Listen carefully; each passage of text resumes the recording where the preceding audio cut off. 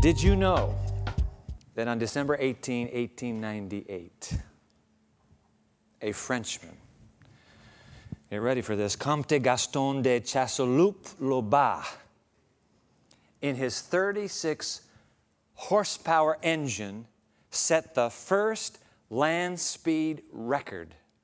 Here it is, a dizzying 39.24 miles an hour. Wow. Some of you drive that fast out of the parking lot, I know. The reason it's so significant is because never before had a human being been clocked, in the history of Earth, been clocked at such a breakneck speed. But his Belgian rival, not to be outdone, Camille Gentazzi, 2 months later reached 49.92 miles per hour.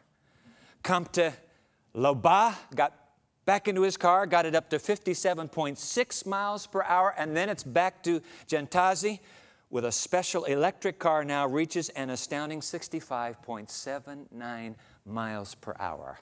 Ladies and gentlemen, today, the human land speed record has been set by Andy Green. Let me put him on the screen here. Andy Green, who at Black Rock, Nevada in October 1997 reached 763.03 miles per hour on land. Wow. Ladies and gentlemen, there is no question. We are going faster and faster and faster. The question is, where are we going? Huh? Where are we going? Some are going to water. Let me put his face on. The human water speed record is held tonight by an Australian named Ken Warby, who in Blowering Dam, Australia, get this, reached a very treacherous on water speed of 317.60 miles per hour. We're going faster and faster. Hooray! But again, I have to muse out loud. Okay. So we're moving faster. Does anybody know, A, where we're going, and B, when we get there, what we're supposed to do? On land, on water, and I can't leave this out. Obviously, there's still air left today. Listen to this. Fastest human beings who have ever flown in an airplane, here it is. Let's put their faces on the screen. Al Jorst and George Morgan, who from Edwards Air Force Base in California screeched across the sky at a blurring 2,193.16 miles per hour. Incredible. But of course, the fastest human travel in all of history. You knew this. 1977, returning from the moon, Apollo 10 crewmates reached 28,547 miles an hour. I'm thinking of that character in Shakespeare's play, King John, that character who said, "The spirit of the time shall teach me speed." If he only knew the half of it, because he didn't have a computer now, did he? I have a little laptop computer. What is it, a gateway computer? Do you know that that computer can calculate several thousand calculations a second?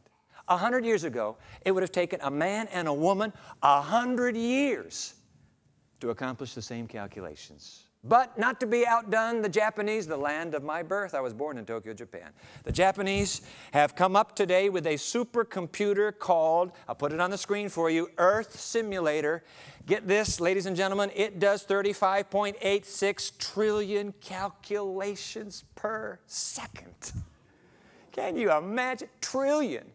That's trillion. Well, IBM is struggling and right now pouring $100 million into the creation of a new computer nicknamed Blue Gene, which will do more than 1 quadrillion calculations in a single second. I mean, 1 quadrillion. Faster and faster and faster and faster, and we repeat the question today. Great, but where's it taking us? Where are we going as a human race? We're even doing business faster. I saw a thing on the BBC this morning.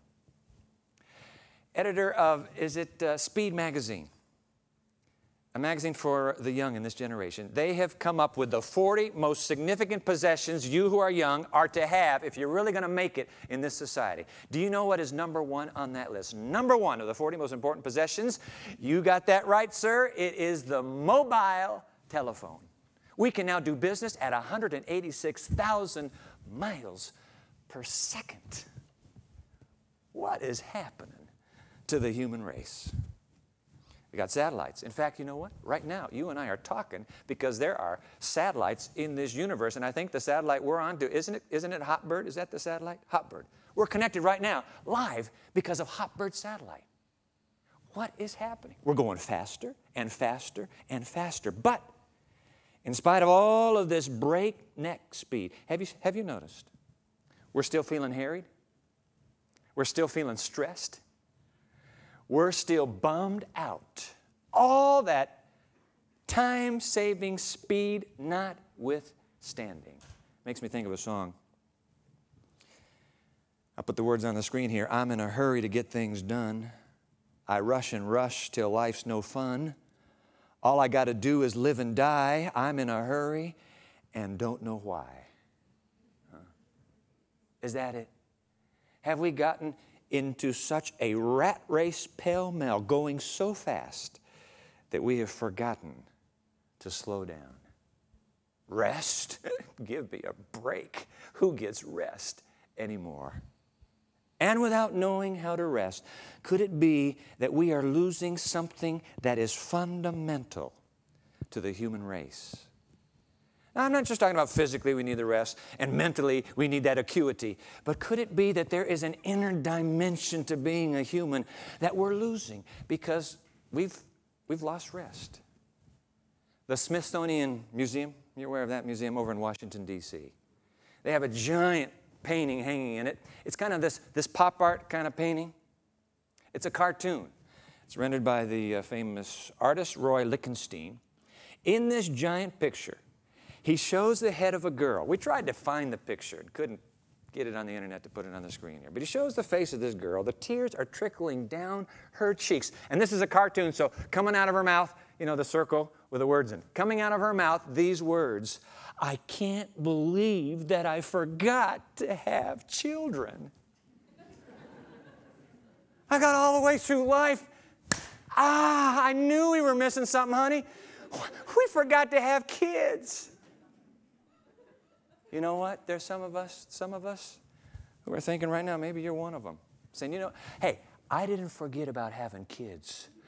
I forgot I was supposed to spend time with my children. Huh? I forgot. I didn't know we were supposed to fall in love. I didn't know I was supposed to take that walk in the woods. I didn't know that I was supposed to take more holidays. I forgot. Ooh, I wonder if that piece of pop art, in fact, is it symbolic of this postmodern West? We forgot. So busy, we forgot. I mean, I'm hooked up to the internet 24/7. My cell phone is beeping incessantly. I forgot to have kids. The Bakutu tribe. Have you ever heard of the Bakutu tribe? They're in Congo. They have a phrase for us Westerners, and it goes like this. Lolema jola feke. I hate it when people say that to me, don't you? Lolema jola feke. Don't you ever say that now. What it means, put it on the screen here. The bat that flies intensely but knows not where to. The bat that flies intensely but doesn't know where it's going. Talking about us in the West. Feke. That's us. Yeah. Isn't it sad? Racing. Rat race. Going pell-mell. And we forget. Where was I going? You know, we have in our country the National Football League. You know, the Football League. Yeah. Really happened. There was a fumble. Defensive back scooped the fumble up. Said, I got it now. I'm running to the goal line. The crowd is cheering. He's running faster. Only they aren't cheering him. He thinks it's cheering. They're saying, you're going the wrong way. He scored for the opposition. What about us? Maybe there's a crowd somewhere in this universe that is yelling today to you and me and saying, you're going the wrong way. Wouldn't it be sad? Yeah, it would be. Rest. I mean, who has time for rest anymore? And yet I want to ponder with you this phenomenal gift of rest. Look at that. R-E-S-T. Time to start slowing down. Time to stop even and get our bearings straight.